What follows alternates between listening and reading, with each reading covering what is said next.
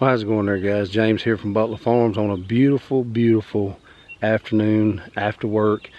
Out here getting a lot done. There's a lot to do. This time of year it is wide open. Work all day, come home and work till dark, because that's what it's all about. If you're going to live this kind of lifestyle, that's what you got to do.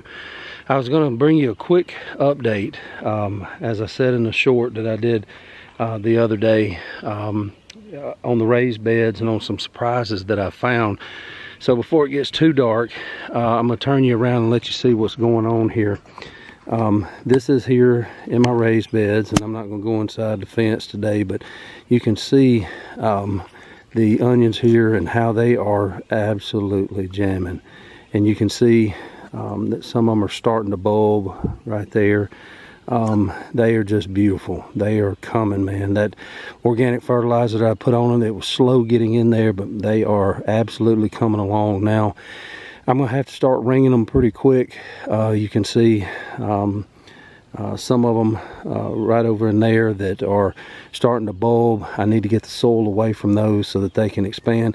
That's one thing you got to remember about onions, is that and I made some mistakes early on. I didn't grow up around growing onions, and we didn't do that when I was growing up. And so when I first started planting them down in the main garden, I kept them covered up. I didn't know if the sun needed to get to them or what, but now I've learned, mainly from watching Danny down at Deep South Homestead, that you got to get that soil away from them so that they will actually expand and grow. They pretty much sit up on top of the soil, and the roots, are very shallow, so you got to be careful. I will show you a video on how I do that probably in the next couple of days, because they are starting to swell a little bit, and I need to go ahead and get that soil away from them so that they can go ahead and start bulbing up. But I'm pretty excited about my onions. You can see I got a good stand of them there. Now, one thing that I'm kind of disappointed with is my carrots here. You can see the little green paths down through there. But guys, it's getting so hot. We're gonna be 90 degrees or more by the end of the week. This is the middle of April. That's just not right. If they're going to manipulate the weather, they can do a better job than that, I guess. But I just don't think the carrots are going to make that's about as much as they've done. They've been like that for quite a while. So I'm probably getting ready to put something else in this bed that I'll show you later. And so we're going to try something different, and we'll do carrots again. It's getting to the point with carrots, guys, that I like to experiment. I like to do things, but that's a bed that's not producing anything. Like this one over here is producing a lot of food. This one over here, not so much. And I've got other ways to get carrots, organic carrots, for really pretty cheap, that I can process and put up without the headache of doing this. That don't mean I'm gonna give up on carrots. I did get them in the ground kind of late, so that's probably on me, but at the same time, it is what it is. I can't afford to let this bed just sit and do nothing. I'm gonna move you on down here. Look at this salad bed here, guys. I'm really excited about that. Look at all the salad in there. It's just everywhere. Got some, I planted what I call the orphan onions up here at the end, and believe it or not, they're coming. They are starting to fill out, not as well as the other bed, but I didn't expect them to survive at all. These are the ones that I picked out that were poor when I got my starts, and I just stuck them in here at the end, and that's what we get. And just look at all that salad, guys. That's a mix that I get from Baker Creek. I think some of that's Hoss Tools. There's all kinds of different cut and come again lettuces in there. I do want to show you also down here at the other end. You can see my little radishes down there, and they are getting ready to pull. So we will be having salad this weekend. We're so busy with work and everything, we really don't have a lot of time to come down here and cut what we need every day, but we've got to start cutting some salad out of here, and there's some radishes to go with it. So pretty excited about that. I'm gonna move on down to the garden, and I'll see you in just a minute. All right, guys, I'm back here with you, and I just want you to see something. These are my Mississippi pink eye purple hulls down here at the bottom. And you can see they're popping up everywhere. And this is an absolute shock to me. These first 4 rows are the Mississippi pink eye purple hulls. And I planted heavy. Now I put a lot of seed in the ground. And there's some bare spots down through there. But guys, you got to understand, this garden has not had any water on it in almost 2 weeks. And we don't have rain in the forecast for about another 9 days.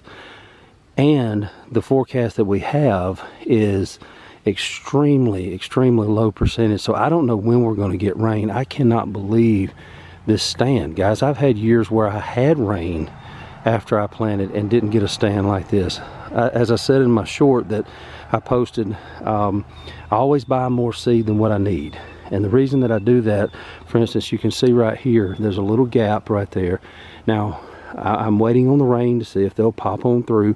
If they don't pop on through, I'll come and stick some seed in those vacant places. If half of them make it, I'll count that as a win. And, you know, that'll just be more peas that we'll be able to eat. But I cannot believe, look down through there. I cannot believe how they've come up, and it is so powder dry. These 3 rows up here at the top are my beans, my snap beans. And this is the poor side of the garden for sure. This is where I dumped all the fish parts and everything else, trying to get some life into this soil. But look down through there. Again, there's been no measurable rain in almost 2 weeks. It was dry when I planted. We were supposed to have rain. I planted on Good Friday. It was that we were supposed to have rain on Easter, and it didn't even settle the dust. But look at that down through there. So I'm pretty excited about that. It's been a while since we've done beans. Let me walk you around here just so that you can see what we got going on. I'm not going to go in the garden today. I try not to walk in it any more than I have to. And I've already locked it down for the night. So I'll just bring you up to date from outside the fence here. But right up there at the top, that's where I've got my butternut squash, and those are the biggest babies I think I've ever seen. They are struggling, but I think I've got them over the hump now. And you know, I guess the only thing I can figure is that I didn't harden them off enough, and the shock just knocked them back. I've got some yellow squash right up there. You can see where I've watered this afternoon. I'm having to tote water down here in 5-gallon buckets and with a watering can. It's just what I have to do right now to keep these things alive. So it just is what it is. So I've got some yellow squash up there at the top. My zucchini is jamming there, and then I've got my peppers down through there. We've got bell peppers, we've got hot peppers, jalapenos, but then here are my tomato plants, and they've been struggling a little bit too, to be honest with you, but I watered them real good, and so I think they're going to make it. I think they're going to be all right. And you know, as long as they're going to put in the effort, I'm going to bring them the water, and we can just pray that we'll get some rain soon. Now, if you watched the short that I put out the other day, I told you that there was a surprise. Well, one of the surprises was just the fact that my peas and beans are actually up. I cannot believe that I've got the stand that I've got with no rain. But this is the surprise, another surprise that I was talking about. All right, so I'm up here at my blueberry bushes, and my blueberry bushes were in absolute full bloom when that cold snap came through, where we went from the 70s, everything was blooming out, everything was, you know, we had bees and stuff everywhere, and then all of a sudden we dropped down in the 20s. It is a absolute snowstorm here. It didn't last, but it went on for a couple of hours at least.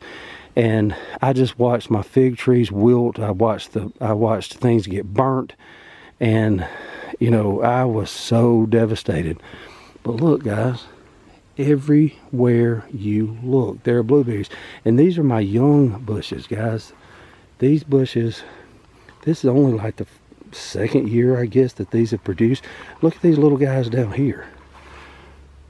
I mean, you go buy blueberry bushes from a big box store if you want to. I'm telling you, find somebody in your area, no matter where you are, that's got blueberry bushes that produce, and ask them to give you some of them. I mean, move them in the winter, move them when it's cold. I usually do it late winter, early spring. But guys, these blueberry bushes right here are only been in the ground, I guess this is their 3rd season coming up now. And blueberry bushes traditionally are kind of slow the first several years, simply because they're going to go down before they go up and before they start producing. They're going to create that root system. So, you know, I am absolutely shocked that these 2 little boogers have them. And of course, those down there are so new, there's not going to be any fruit on them this year. But just look at this. Just look at all the blueberries in here. And these are the young bushes. I cannot believe, after that freeze that we had, that hard cold that burnt my fig trees, and believe it or not, the fig trees are leafing back out. Look at these that are already almost full size. Of course, they haven't started turning yet, but these, as I go on down through here, these are some of my older bushes. Just look at the blueberries in here. I mean, they are everywhere. So thank you to the bees that work so hard out here. I've told you before, I come out here in the yard and be messing around, and I can hear these bushes just vibrating. Just look at the blueberries in here. They are everywhere. We got some bigger than others. We got some that are just now starting to break. And I mean, they are everywhere. I don't think the camera, I'm looking through the camera now, and I don't think they do it justice. I really don't. That's just amazing to me. I was so worried that freeze, that hard freeze that burnt so much of what I have up here. Even my little crabapple trees, I didn't even expect crabapples on them this year, but you can see a few little crabapples on them, which is better than nothing. They survived the freeze. My blackberry bushes are coming. Those plugs that I put in, I don't expect much from them this year, but they are coming. So, you know, praise God. You know, we've got food on the homestead. Now, one thing that I'm really excited about, look right here. Let me try to get you where you can see there. Guys, we are jamming with the pears, man. Look at these right here. See those in there? Now, they're just babies. They're coming. They are everywhere up through there. I got one little pear off these trees this past year. And look in here, they're just hanging everywhere. And again, the camera just doesn't do it justice. And I know it's getting late in the day and it's hard to see. My apple trees right here, you know, they still probably got another year or so before they do anything. But they're coming. Remember, I pruned these pretty hard this year. Obviously, I didn't prune them enough. As you can see, I got to open them up some more. But look right here. Can you see that? I'm trying to get you in the light where you can see there are literally pears hanging everywhere in here. Let me try to get you on this side so that maybe the sun won't knock them back so that you can't see them. I mean, I'm excited, guys. I can do so much with pears. The same thing you can do with apples, you can do with pears.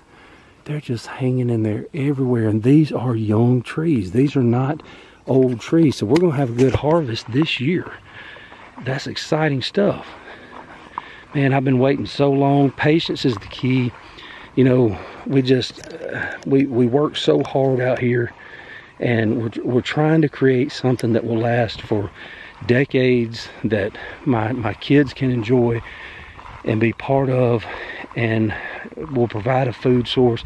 Will we ever be able to fully survive off this piece of property? I'm not going to say never, because I didn't think we were going to have any fruit this year after that hard freeze when everything was bloomed out. But, you know, one of these days when I get retired, we're going to bring animals back up here, so we'll have a protein source. We've got fruit that is starting to come into its own. Those are young trees. They're going to be good for decades to come and are going to produce. We've got apples, we've got pears, we've got muscadines, we've got blackberries, we've got blueberries. Up here where I'm walking right now is where I put my hazelnut trees. My chestnut trees are down in the holler. Guys, the garden's jamming. It's just amazing. And once we add that key piece of of putting animal protein back up here, between eggs and meat chickens and who knows what else. I'm not going to say we can't survive up here. You know, if worse comes to worse and the world keeps going like it is, who knows? We may not have the variety that you find in a grocery store, but could we survive? Yeah, when you add in hunting and fishing also, you know, I've got, just this spring, I've probably put up, I don't know, 16 to 18 quarts of fillets. You know, we ended up putting seven deer in the freezer last year. So we got grind, we got stew meat, we got cube meat, we got roast. We've got, guys, it can be done. It can be done. It takes work and it takes patience. And I don't have a lot of patience, but this is worth it. I can't tell you how surprised I am at what I'm seeing after the weather that we've had. And we went from warm to freezing snowstorms when everything bloomed out. And now we are going to be in, you know, in the low 90s here in mid-April with no rain. I mean, we could possibly go for a solid month with no rain. But everything's coming up. I can't explain it. It's just God's goodwill, I guess. And you know, that's what I'm going to chalk it up to. I'm not a master farmer. I'm not a master homesteader, but I will tell you this: hard work, putting in the time, planning, and just having faith. That's what it's all about, you know. So I just wanted to bring you that quick update just so that you could see what was going on. I'll bring you some more updates soon. And hopefully everything keeps jamming, guys. We may have a bumper year this year. Fruits, vegetables, not nuts this year. We won't have those, but they're coming. They're coming. Those trees are leafing out, and they are growing, noticeably growing. So after a lot of research, put some nut trees up here that are actually going to work and will provide, you know, plant-based protein and that kind of thing. So, you know, I am shocked. I am surprised, pleasantly surprised. I've been disappointed so many times, homesteading, gardening, things like that. But now we just pray for rain. For no other reason than I don't have to tote it down that hill all the time. But the peas and the beans need some rain. So that's where I'm going to leave it today, guys. Don't forget to like, subscribe, and share. Hit that thumbs up button. Hit that notification bell so that every time a video comes out, you'll know it. You'll be ready for it. And we're going to keep coming with them because this is busy time of year. And I enjoy making them. I enjoy showing you what we got going on. And as you can tell, I'm excited. I am excited about what's going on up here right now. So don't forget, again, to like, subscribe, and share. Tell a friend about this channel. Let's keep this thing growing. Until next time, we love you. God bless you. This is James from Butler Farms, and we'll be seeing you.